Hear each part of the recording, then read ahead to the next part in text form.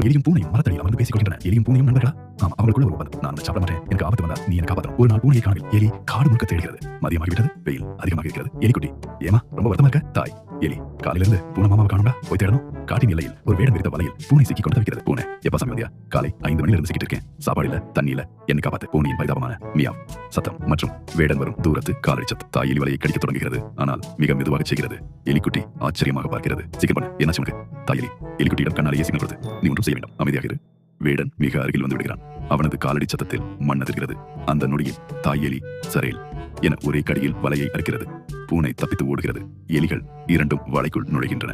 எலியின் விளக்கம் வலைக்குள். எலிக்குட்டி தன் தாயிடம் கேட்கிறது.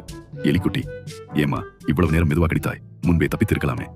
தாய் எலி, பூனை மாமா பசியோடு இருந்தார், நீயோ கொழு கொழுவென இருக்கிறாய். வேடன் வரும்போதுதான் பூனைக்கு தப்பிப்பதே குறியாக இருக்கும். அப்போதுதான் உன்னையும் என்னையும் அது நினைக்காது. சரியான நேரத்திற்காக காத்திருந்து இருவரையும் காப்பாற்றினேன்.